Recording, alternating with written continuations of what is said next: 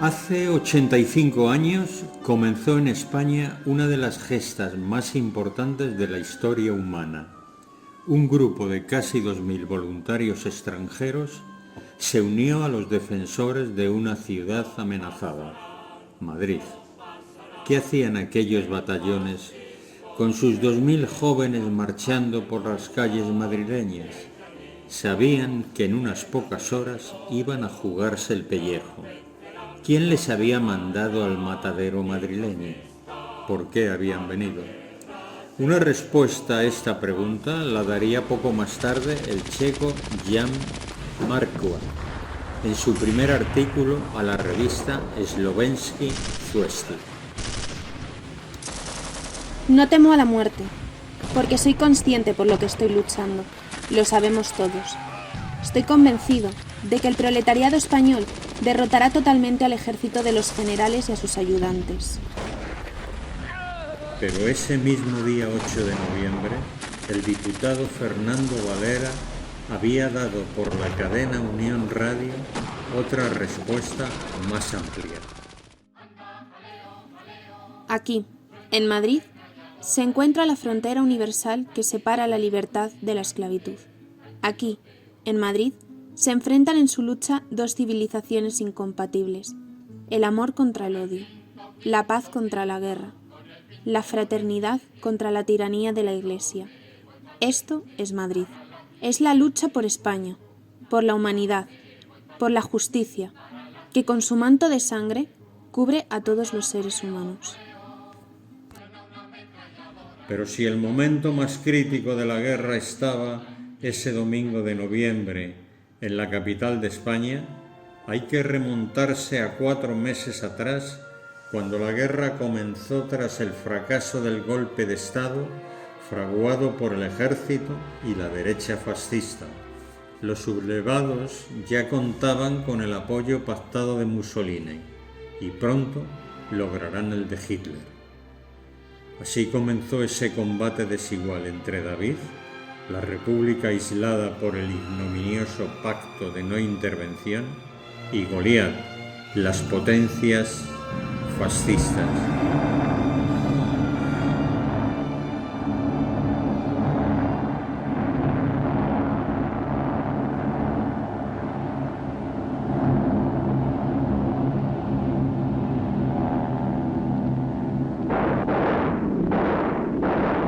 Los fascistas aprovecharon esta circunstancia para avanzar sobre Madrid y acabar con el gobierno republicano. Cuando la Unión Soviética se convenció de que la no intervención era una farsa que amenazaba con triturar a la República en pocos meses, resolvió intervenir en apoyo de esta y enviar todo tipo de armamentos, sobre todo aviones y carros de combate. Esto fue en septiembre, el mismo mes en que la Internacional Comunista decidió impulsar el reclutamiento de obreros de todos los países para enviarlos a España, es decir, lo que más tarde sería conocido como las Brigadas Internacionales. En realidad, ya desde julio habían comenzado a llegar a España algunos centenares de voluntarios que querían apoyar el combate del pueblo español contra el fascismo. Se unieron a las milicias españolas y después fueron formando grupos nacionales como el Rákosi húngaro y el Dąbrowski polaco, o centurias como la Gastone Sochi italiana y la Thälmann alemana y la Columna de París francesa o la Tom Mann británica. A estos grupos de prevalencia comunista se unieron otros que se integraron en las columnas anarquistas del POUM. La Internacional Comunista determinó que era preciso dar un apoyo más masivo al esfuerzo de guerra republicano y canalizar las ansias de miles de trabajadores antifascistas que querían participar en esta lucha. Y así fue como el 12 de octubre comenzaron a llegar a Albacete expediciones de centenares de voluntarios que, en su mayoría, carecían de experiencia militar. Fue una tarea titánica organizar con pocos medios aquel torbellino de gente que hablaban lenguas diferentes y a los que unía su espíritu antifascista. Luigi Longo, André Martí, Vital Gaiman y otros líderes comunistas fueron capaces de hacer surgir de aquel caos los pelotones, las compañías, los batallones y finalmente las brigadas internacionales. El 3 de noviembre, el gobierno republicano ordenó a la primera brigada, la 11, marchar a Madrid, a donde llegó 2 días más tarde. El día 7, la 11 Brigada recibe la orden de acudir a la ciudad universitaria de Madrid. A la mañana del día siguiente, 8 de noviembre, sus batallones llegan a la estación de Atocha. De allí marchan por el Paseo del Prado hasta Cibeles y desde allí hasta la Telefónica. Por entonces, a media mañana del domingo, el pueblo madrileño ya se había enterado de su llegada y con emoción gritaban: ¡son rusos! ¡Son rusos! Pero no, los voluntarios cantaban la Internacional en alemán, en francés, en polaco, en húngaro y en inglés.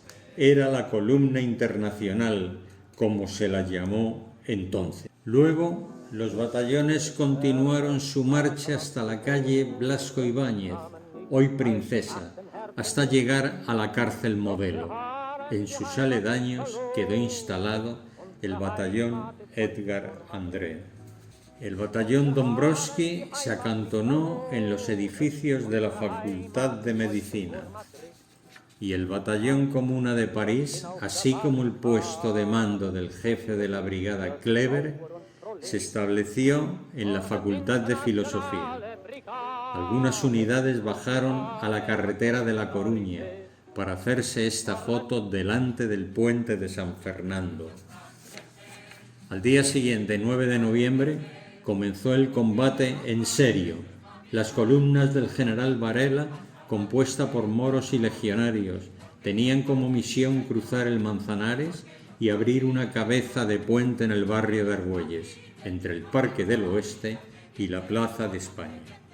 Contaban con 3 puentes: el Puente Nuevo o de Castilla, el Puente de los Franceses y una pasarela próxima al sur de este último. Y en la mañana del lunes 9, las tropas franquistas entraron por los puentes y algunos grupos lograrían llegar hasta la Plaza de España y la calle Princesa. Pero la columna que quiso penetrar por el Parque del Oeste chocó con los voluntarios del Edgar André y Dombrowski, que les obligaron a retroceder y repasar el río. Fueron unos combates trepidantes. Los voluntarios alemanes llegaron a perseguir a los grupos facciosos hasta la zona del lago. Luego recibieron la orden de replegarse a la orilla izquierda del Manzanares. Los combates se prolongaron hasta la mañana del día 10, en que los últimos grupos facciosos infiltrados en Argüelles tuvieron que volver a la casa de campo. Rojo y Miaja, responsables militares de la defensa de Madrid, ordenaron para el día 13 un contraataque que perseguía expulsar a los fascistas de la casa de campo y alejarlo de la ciudad. En el sector norte, en torno a la casa de campo, defendida por moros y legionarios, tenían que actuar diversas unidades republicanas y la 11 Brigada. En el sector sur, 3 brigadas republicanas y la recién llegada 12 Brigada tenían que atacar en dirección al Cerro Rojo o Cerro de los Ángeles y Getafe. El contraataque fue un fracaso. No se consiguieron los objetivos propuestos y, lo que es peor, dio alas a los fascistas para lanzar un fortísimo ataque sobre la línea defensiva del Manzanares. Esta línea estaba guarnecida por 2 unidades catalanas, la columna Libertad del PSUV y la columna anarquista de Durruti. A las 5 de la tarde, el ataque fascista, apoyado por tanques, artillería y aviación, logró romper las defensas y cruzar el río y alcanzar la escuela de arquitectura. En los 2 días siguientes, estas fuerzas continuaron ampliando el territorio hasta ocupar el hospital clínico, del que desalojaron a las fuerzas anarquistas, pero no consiguieron abrirse paso hacia Madrid por la cárcel Modelo. Durante 6 días intentaron abrirse camino hacia el norte, los altos de Puerta de Hierro y el Cerro Bellavista, pero los batallones de la 11 Brigada Primero y desde el día 20 de noviembre la 12 se lo impidieron. Las líneas republicanas en la ciudad universitaria quedaron bien blindadas.